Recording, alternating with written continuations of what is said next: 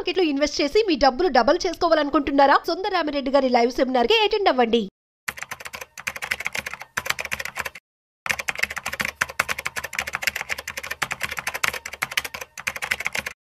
నమస్తే, welcome to Suman TV. నేను విష్ణు. ప్రస్తుతంతో పాటు certified financial planner Ram Prasad గారు ఉన్నారు. వారితో మాట్లాడదాం. సార్ నమస్తే. సార్ రామ్ ప్రసాద్ గారు. నమస్తే అండి. సార్ రామ్ ప్రసాద్ గారు, మనకున్న ఇన్వెస్ట్మెంట్ ఇన్స్ట్రుమెంట్స్లో బంగారంలో పెట్టుబడి పెట్టడం మంచిదంటారా, లేదంటే భూములు కొనుక్కోవడం మంచిదంటారా, లేదంటే డబ్బులు తీసుకెళ్ళి మ్యూచువల్ ఫండ్స్లో ఇన్వెస్ట్మెంట్ చేసుకోవడం మంచిదంటారా? సో దేంట్లో ఎక్కువ పెట్టుబడులు పెడితే జీవితాలు మారిపోతాయంటారు, జీవితాలు అద్భుతంగా వెలిగిపోతాయి అంటారు? మరి ఈ మూడింటిలో ఉన్నటువంటి సాధక బాధకాలు ఏంటి? బంగారము, భూములు, మ్యూచువల్ ఫండ్స్. దీనికి ఫస్ట్ కామెంట్ ఏంటంటే, ఈ సుమన్ టీవీ అంతా మ్యూచువల్ ఫండ్స్. ఇంకా విష్ణు ఎవరు తీసుకుని ఇంకా ఆఖరికి మ్యూచువల్ ఫండ్స్ మ్యూచువల్ ఫండ్స్ లేకపోతే ప్రపంచం లేదా అన్న కామెంట్స్ వస్తాయి. దానికి మీరు ప్రిపేర్డ్గా ఉండండి. Okay, next coming to me point. మూడు మంచివే, మూడు ఉండాలి ప్రతి వ్యక్తికి. ఓకే, వీటిలో ఉన్న సాధక బాధకాలు ఏంటో అర్థం చేసుకున్నాం. ఈ మూడిట్లో అత్యంత సులువుగా అమ్మగలిగింది ఏంది? గోల్డ్. సో అంటే లిక్విడిటీ పరంగా గోల్డ్ ఈజ్ బెస్ట్. ఒక గంటలో బ్యాంక్ వెళ్ళు, లేకపోతే ఎక్కడికైనా వెళ్ళి తాకట్టు పెట్టుకోవడం, అమ్ముకోవడం చేసుకోవచ్చు. ఈ మూడిట్లో అమ్మడానికి కష్టపడాల్సింది ఏది? భూములు. సో మ్యూచువల్ ఫండ్ బటన్ నొక్కితే వస్తాయి, వచ్చేస్తాయి. ఒక 2-3 రోజులు అకౌంట్లో పడిపోతుంది డబ్బు వచ్చి. గోల్డ్ మీరు షాప్కి వెళ్ళి ఇస్తే ఇచ్చేస్తాడు. భూమిని ఎవరికి అమ్ముతారు మీరు? ఒక 6 నెలలు పట్టచ్చు, సంవత్సరం పట్టచ్చు, 2 ఏళ్ళు పట్టచ్చు. ఈ మూడిట్లో ఏది అమ్మాలంటే కొనే వ్యక్తి అవకాశం తీసుకుంటాడు. మీ అవసరాన్ని అవకాశంగా మలుచుకునే భూములు, ల్యాండ్ అమ్మాలన్నప్పుడు మన ఉన్న వీక్ సిచ్యువేషన్ అవతల వాళ్ళు క్యాష్ చేసుకుంటారు. ఇప్పుడు ఒక విషయం చెప్తాడు. ఒక వ్యక్తికి కేజీ బంగారం ఉంది, విచ్ ఈజ్ వర్త్ 160 lakhs, 60 లక్షల రూపాయలు విలువ చేసే బంగారం ఉంది. ఒక వ్యక్తికి మ్యూచువల్ ఫండ్లో 60 లక్షలు ఉంది, ఒక వ్యక్తికి 60 లక్షల ల్యాండ్ ఉంది. వీళ్ళు ముగ్గురు ఫాదర్లు ఐసీయూలో పడుకున్నారు. ఎవడు ప్రాణాలు కాపాడగలుగుతాడు? వాళ్ళ ఫాదర్ది. ఎవడు కోల్పోతాడు? బంగారం ఉండే అతను 1-2 గంటలు క్యాష్ తెచ్చుకోగలడు. మ్యూచువల్ ఫండ్స్లో పెట్టిన అతను ఒక 2-3 డేస్లో తెచ్చుకోగలడు. రియల్ ఎస్టేట్లో ఉన్న అతను తెచ్చుకోలేడు, 2-3 రోజుల్లో తెచ్చుకోలేడు. అసలు అయ్యే పని కాదు అది. ఈ ముగ్గురికి ఒక ఫ్రెండ్ ఆపదలో ఉన్నాడు, 5 లక్షలు కావాలి ఎమర్జెన్సీగా. ఎవరికి విసులుబడి అంటే partial withdrawal I'm talking about. ఎవరు తీసుకోగలుగుతారు 5 లక్షలు పట్టుమని వాళ్ళ ఆస్తి నుంచి? మ్యూచువల్ ఫండ్ అతను. బంగారం తీసుకోవచ్చు కదా, 5 లక్షల లోన్ కూడా తీసుకోవచ్చు. మ్యూచువల్ ఫండ్ కూడా ఈరోజు ఇన్స్టాంట్ గా లోన్ వస్తాయి. 15 నిమిషాల్లో లోన్ ప్రాసెస్ అవుతుంది మ్యూచువల్ ఫండ్స్ లో. Openly available. నేను మ్యూచువల్ ఫండ్ నా సైట్లోకి వెళ్ళి ఆ పోలియో నెంబర్ కొట్టి ఆన్లైన్లో పేడ్ చేస్తే 15 నిమిషాల్లో మీకు లోన్ వస్తుంది. అది కూడా హార్డ్లీ 9.5-10% పర్ ఇయర్లో, ఓడీ లోన్ లాగా 15 నిమిషాల్లో లోన్ వస్తుంది. గోల్డ్ అన్న 1 గంట పడుతుంది వెళ్ళి తీసుకుంటే. మరి ల్యాండ్ మీద ఎప్పుడు వస్తుంది లోన్? 5 లక్షలు. 5 లక్షలు అమ్మగలుగుతాడు ఒక పార్ట్. గోల్డ్ అమ్మొచ్చుగా, 30 తులాలు 5 తులాలు 10 తులాలు అమ్ముకోవచ్చు. మ్యూచువల్ ఫండ్లో కొన్ని యూనిట్స్ అమ్ముకోవచ్చు, లేదా లోన్ తీసుకోవచ్చు. మరి ల్యాండ్లో 5 గజాలు 10 గజాలు అమ్మగలవా? అమ్మలేవు. దీనికి ఆన్సర్ దొరికింది, అమ్మలేము. పార్షియల్గా, పార్ట్లీ అమ్మలేము. ఓకే, ఇప్పుడు ఈ 3 ఉన్నాయి ఒక వ్యక్తికి. బంగారం ఉంది, స్థలం ఉంది, మ్యూచువల్ ఫండ్స్ ఉన్నాయి ఒకే వ్యక్తికి. వీడికి ఉద్యోగం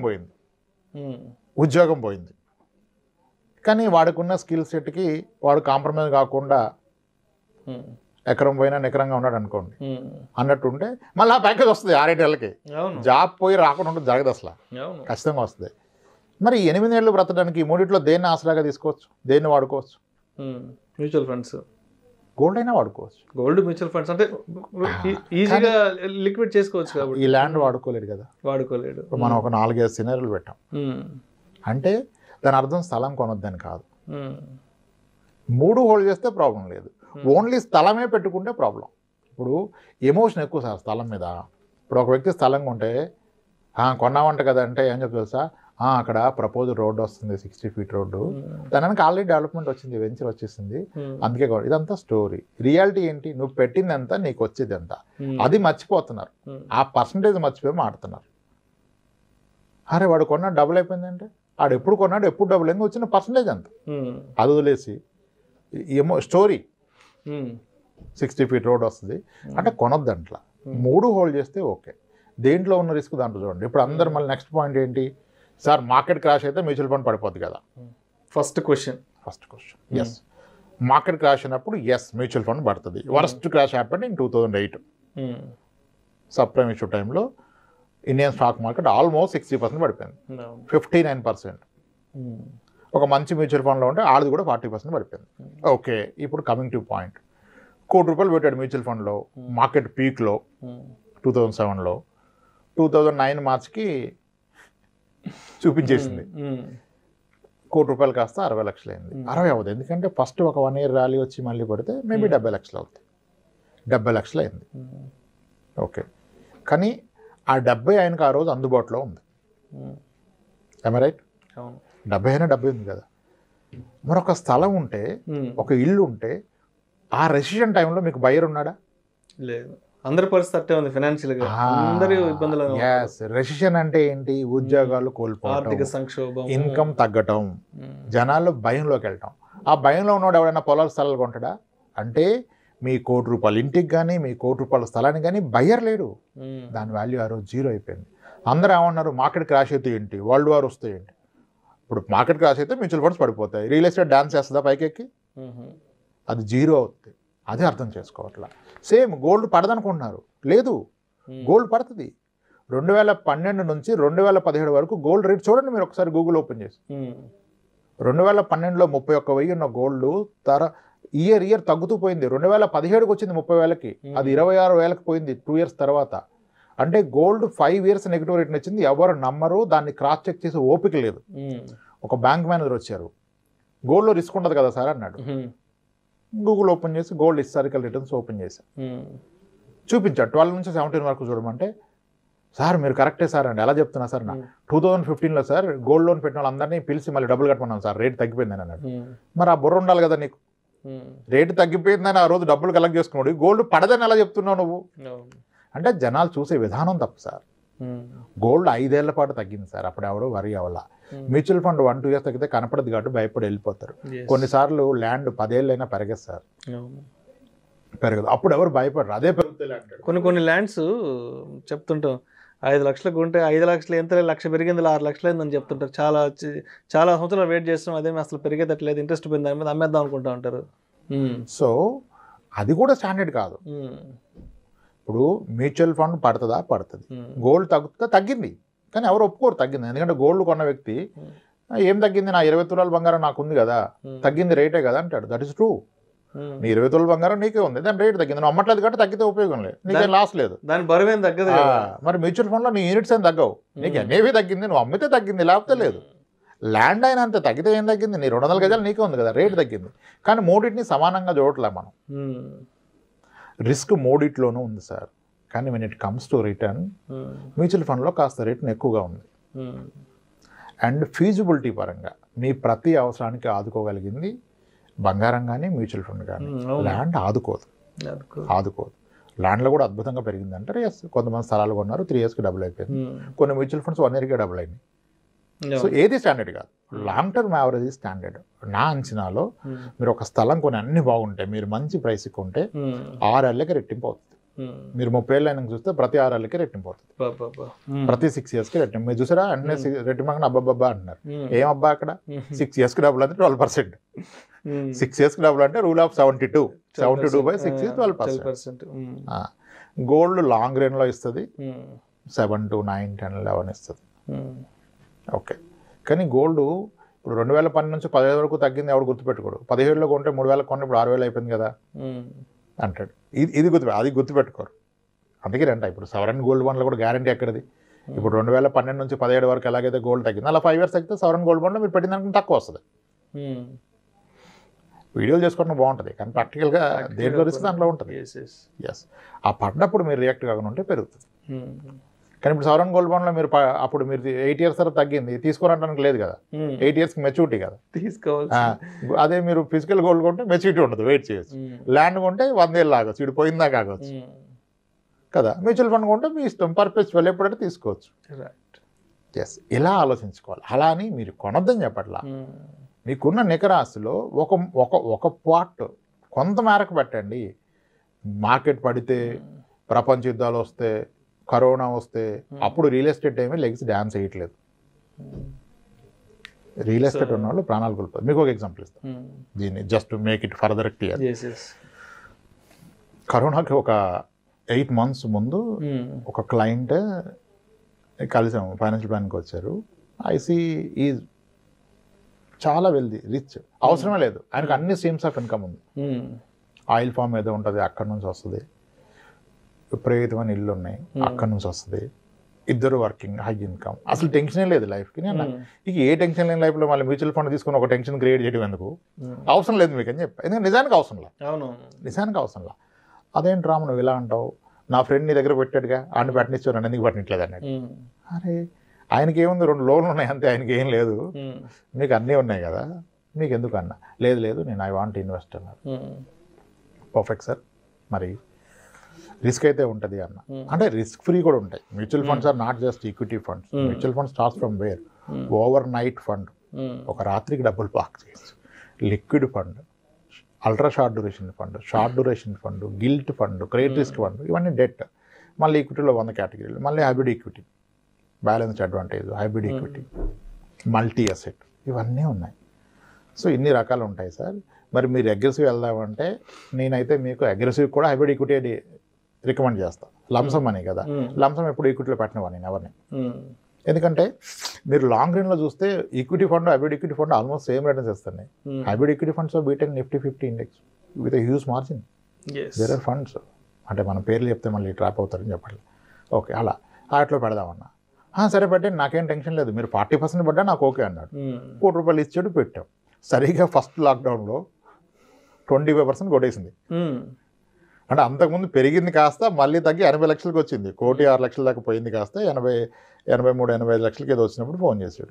అర్జెంట్ రామ్, నాకు ఒక 20 లక్షలు కావాలన్నాడు. ఏం మాడుతున్నారు మీరండి, ఏం మాడుతున్నారు ఏంటి, నాకు మెడికల్ ఎమర్జెన్సీ, నాకు కావాలి, నా డబ్బు ఉంది, ఎప్పుడో తీసుకొచ్చినది ఇవ్వన్నాడు. నేను ఎవరన్నా, ఏం మాడుతున్నాను నువ్వు అన్నాడు. నా డబ్బు నేను తీసుకుంటే ఎవరంటే ఎవరన్నా అడిగాడు. సార్ ఇప్పుడు ఇంత డౌన్లో మీరు మళ్ళీ 20 తీస్తే అది 60 లక్షలు 55 లక్షలు అయిపోద్ది. ఇక అది రీకవర్ అయ్యి మీకు ₹1 రావాలంటే చాలా టైం పడుతుంది సార్, వేరేది ఏదన్నా చూడమన్నా. ఏమీ లేదు రామ్, ఎక్కడ నాకున్న ఆస్తుల్లో డబ్బులు వచ్చే మార్గం లేదు, ఇది ఒక్కటే కనపడుతుంది, నాకు కొట్టేసే రిడెంప్షన్ అన్నాడు. రిడెంప్షన్ కొట్టినా 3 days అవుతుంది సార్ అన్న. అరే ఏదైనా మార్గం లేదన్నా, లోన్ కొట్టేద్దామన్నా. ఏదన్నా చేయి బాబు, నాకు డబ్బులు వస్తే చాలన్నాడు. కొట్టేసావు. 20 లక్షలు అడిగితే 28 లక్షలు కొట్టా, తీసుకున్నాను. 10 రోజుల్లో మళ్ళీ 10 లక్షలు వెనక్కి ఇచ్చాడు. 20 సరిపోయింది సార్, తీసేసుకున్నాను.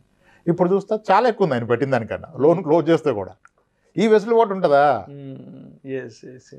అది ఇలా దాన్ని పూర్తిగా ఓపిక్గా అర్థం చేసుకోవాలి. దానిలో రిస్క్ చూడాలి. 40% పడుతుంది. Mutual fund can go down by 40%, 40%, 40%. Real estate at some time will be absolute zero. ఇప్పుడు నేను ఛాలెంజ్ చేస్తా, స్థలం కొని 1 year అయింది, పెరిగింది అన్నావు, అమ్మ చూద్దాం, నువ్వు కొన్న రేటుకి అమ్మ చూద్దాం. నీకు అమ్మి పెట్టిన అడుగు, ఆ రేటుకి వస్తుందని, 4 రోజుల్లో వస్తాయి డబ్బులు లేదు. మరి అది ఎలా అయితే అసెట్? అవసరంలో ఆదుకోవాలి. అవసరానికి ఆదుకున్నోడే ఫ్రెండు. అవసరానికి అక్కడికి వచ్చిందే ఆస్తి, అక్కడికి రాంది ఆస్తి కాదు. సో ఎంత మేరకు అంత మేరకు పెట్టుకోండి. ఎమోషన్తో తీసుకోవద్దు నిర్ణయాలు. మనకి ఎమోషన్ తప్పితే ఇంకేం ఉండదు. పక్కనే ₹3 తక్కువకి వస్తే కొనేస్తాడు, ఉరకటమే. ఇంకా ఆలోచించుకోవాలి కదా, నీకున్న ఆస్తి ఏంటి, నీ ఆదాయ మార్గాలు ఏంటి, నీ బాధ్యతలు ఏంటి, ఎవరెవరు ఆధారపడినారు. ఒక ఎమర్జెన్సీ వస్తే ఏంటి పరిస్థితి, నువ్వు మేనేజ్ చేయగలవా? అన్నీ ఎక్కడ పెడుతున్నావు? సో అందుకని I was never against gold. Gold ఉంటే ప్రశాంతంగా నిద్రపడుతుంది. గోల్డ్ ఎంత ఉంటే అంత ప్రశాంతమైన నిద్రపడుతుంది. ఇంట్లో ఒక రెస్పెక్ట్ ఉంటుంది. గోల్డ్ కొనండి, వాడు వైఫ్ని ప్రేమిస్తున్నట్టే, ఎంతో కొంత కొనండి అని చెప్పి. మీకు ఏం తెలుసు గోల్డ్ అంటే? Gold is just not an investment, it is an emergency. So మొత్తానికి ఇన్వెస్ట్మెంట్స్ చేయాలి, బట్ మనం చేస్తున్న అన్నిట్లో చేయాలి, బట్ దానికి ఒక ఇంత శాతం అని చేయాలి. మన పోర్ట్ఫోలియో ఎంతని పెట్టుకోవాలి, అది కూడా ఆపదలో మనల్ని కాపాడగలిగేలా ఉండాలి. అవసరానికి అక్కడికి రాను, 1 గంటలోనో 2 గంటల్లోనో 1 రోజులోనో 2 రోజుల్లోనో దాన్ని లిక్విడ్గా మార్చుకోగల అవకాశం ఉండగలగాలి. అండ్ నీ ఎమర్జెన్సీని అవతలోడు అవకాశంగా తీసుకోవద్దు. ఇప్పుడు నా కూతురు పెళ్ళి ఉందంటే బంగారం సంగరెట్టుకోమని ఆవిడ అడగడం. బాబు ఈరోజు మార్కెట్లో ఎంత ఉంది, నీది ప్యూరిటీ ఎంత ఉంది, ఇంత తీసుకో. నాకు అర్జెంట్ రా బాబు కావాలంటే మ్యూచువల్ ఫండ్ నీకు అవసరంగా తగ్గించడు, అక్కడ ఎన్ఏవే కనపడుతుంది, కొట్టుకో వచ్చేస్తాను. కానీ మిగిలిన దానికి రాదే. ల్యాండ్ ఎట్ట కాదు, దాట్స్ వేర్ ఇట్ ఈస్. గొప్పగా పెరిగిన ల్యాండ్స్ ఉంటాయి.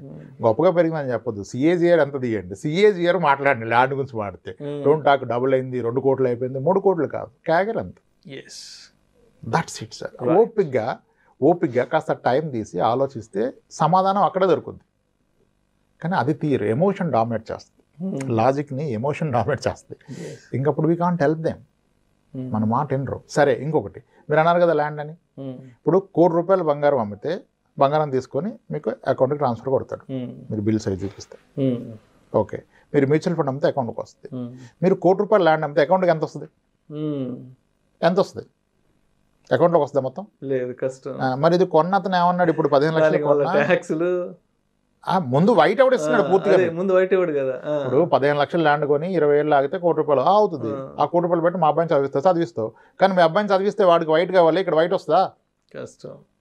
మరి కష్టం అంటే ఏం ఆలోచిస్తున్నావు? మీరు భ్రమలో బ్రతున్నారు. ఆ రోజు రాదు కదా, ఏం చేస్తావు? 50 లక్షలు బ్లాక్ ఇస్తే ఏం చేయగలవు? ఈ రోజు నువ్వు ₹1 స్థలం అమ్మితే 50 లక్షలు క్యాష్ వస్తే ఏం చేయగలవు? గోల్డ్ కొనగలవా? కొనలేవు. కాలేజ్ ఫీజు కట్టగలవా? కట్టలేవు. ఒక కారు కొనగలవా క్యాష్ ఇచ్చి? జిఎస్టీ బిల్డింగ్ వాడు సోర్స్ కావాలి. మరి ఏం చేయడానికి పెట్టుకున్నావు? మళ్ళీ స్థలమే కొంటాడంటాడు. ఏం చేస్తావు కొనుక్కొని?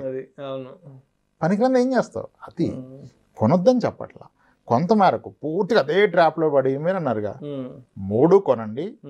ఏది ఎంత మేరకు కొనాలి, ఏది ఏంటి మీకు మీరే విశ్లేషణ చేసుకోండి. ఒకరు చెప్పింది నమ్మొద్దు. మనం ఇచ్చిన కొన్ని పాయింట్స్ ఉన్నాయిగా, నేను మిమ్మల్ని అడిగిన ప్రశ్నలు వాళ్ళు అడుగుకుంటే సమాధానం వస్తుంది. There ends. సింపుల్. అలా నిర్ణయాలు తీసుకోండి. ఎమోషనల్గా నిర్ణయాలు తీసుకోవద్దు. రైట్. అవసరాన్ని దృష్టిలో పెట్టుకొని నిర్ణయాలు తీసుకోండి. Everything is good. Right sir. Right. Thank you so much Ramprasad గారు. రైట్ అండి. బంగారం అయినా, భూములైనా, మ్యూచువల్ ఫండ్ ఇన్వెస్ట్మెంట్స్ అయినా ఎంత మేర ఇన్వెస్ట్ చేసుకోవాలి, ఏది సరైన సమయంలో మనల్ని ఆదుకుంటుంది అనే దాన్ని మనం పసిగట్టగలిగితే లైఫ్ చాలా ఈజీగా ముందుకెళ్ళిపోతుంది అంటారు. Thank you sir. Thank you so much.